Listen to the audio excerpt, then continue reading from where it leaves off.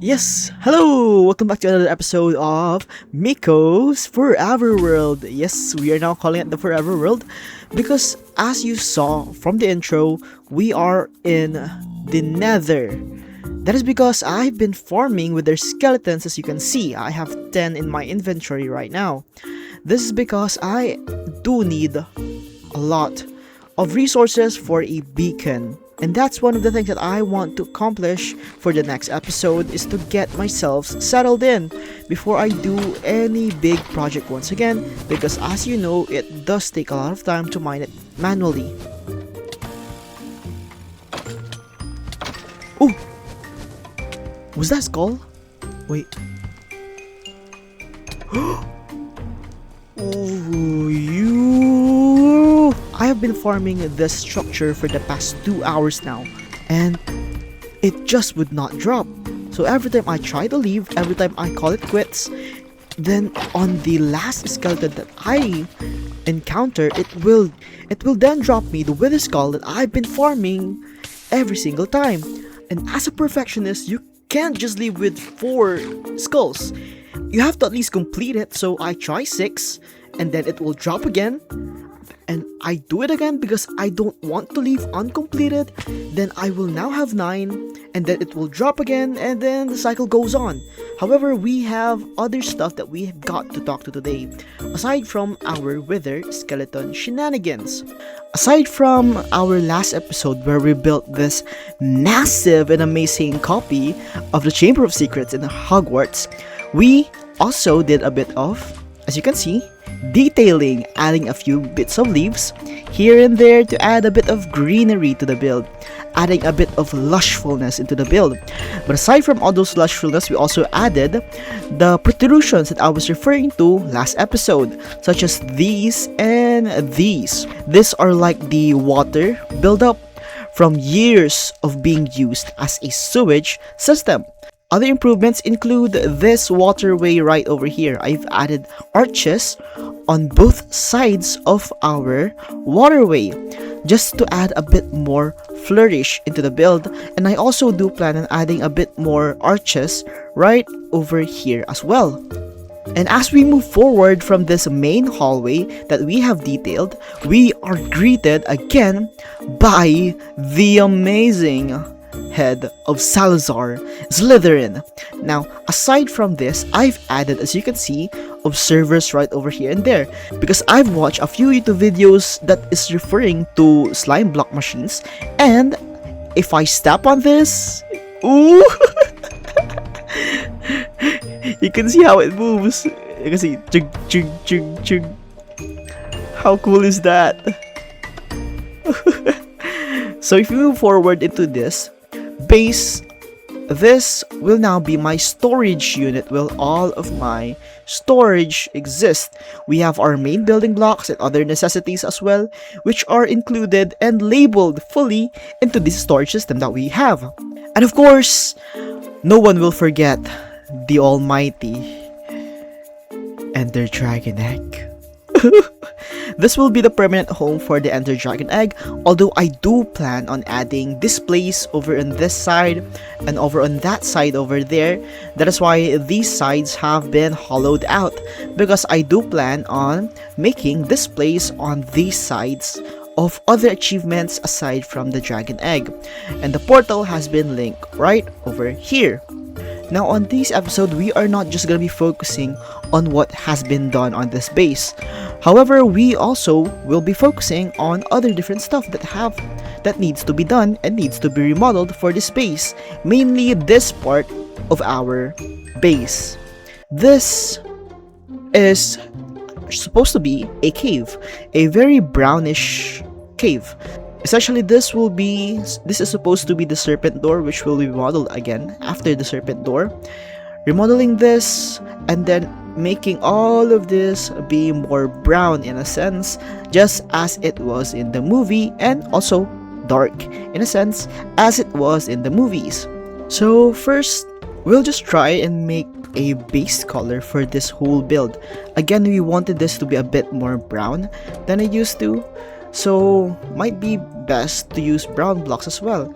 So we'll use for the time being packed mud. It's extremely useful and extremely versatile compared to other brown colors or brown blocks out there. Now looking at this, it does look quite good. I'm kind of liking this brown color, but it's a bit monotonous. So how about we add a bit of stone for this wall right over here? That does kind of work a bit. How about we add a bit of these pillar? Yep, I do kind of like that. It looks a bit more ancient now. And we could add a bit more mangrove leaves and some dripstone. I don't know if dripstone will actually drip from the ceiling of... Oh, it can. I was quite skeptical from that. A bit of dripstone here, here as well, maybe here. Now let us just copy this arrangement all throughout this whole build. And 1, 2, 3. Now the base is fully completed. We have added the cave where the spider snake skin has been found, and it just looks amazing. Honestly, I do like it a lot.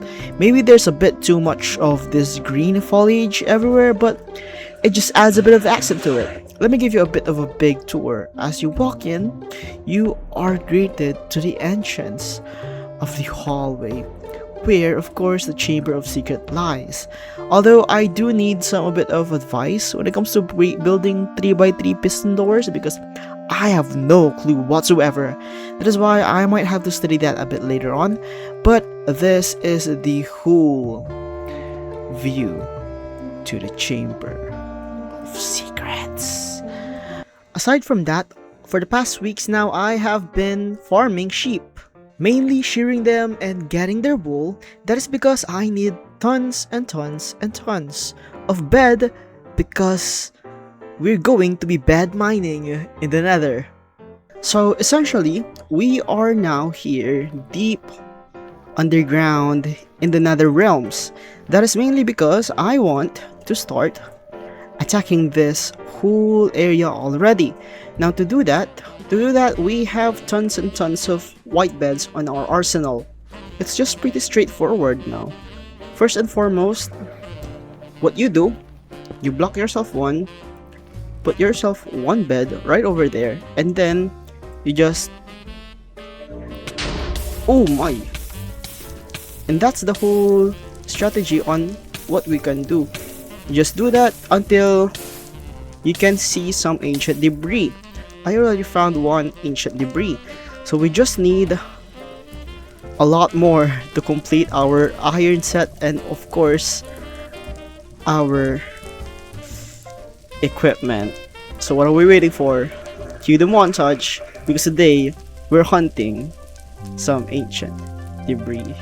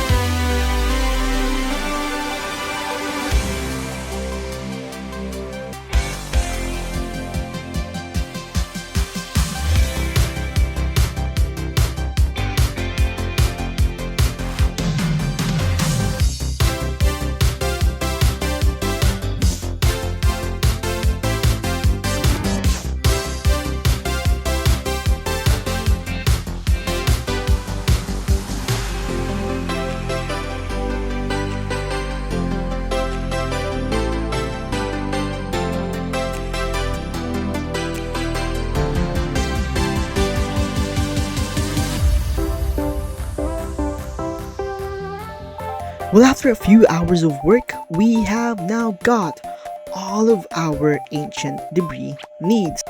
In total, we roughly have got about 2 stacks of ancient debris, and we use around 10 double chests of beds just to get this amount of ancient debris, which is, I would say, pretty worth it.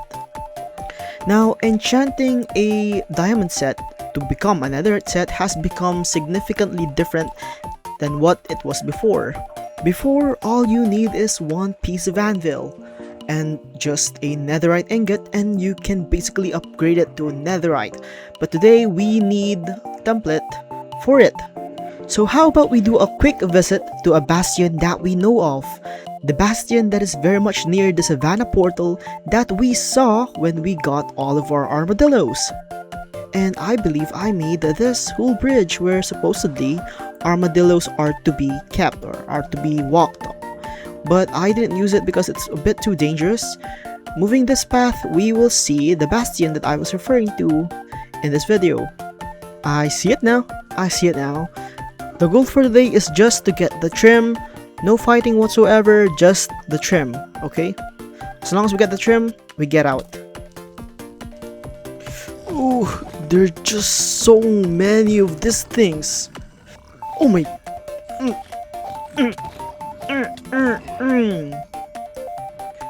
Oh.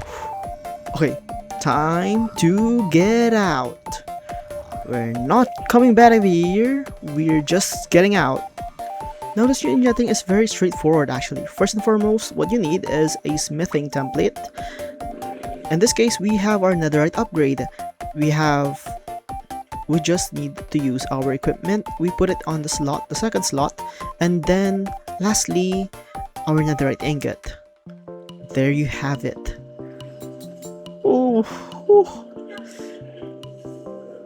How sweet. How sweet is that? I look so cool. Oh my god. I do look cool. Now we just need to do it on everything that we have.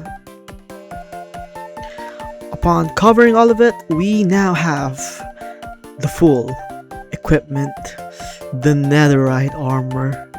Finally, after how many years that I've not got this, finally I do have it now. Oh, is this how it feels to be rich? Do my equipment as well.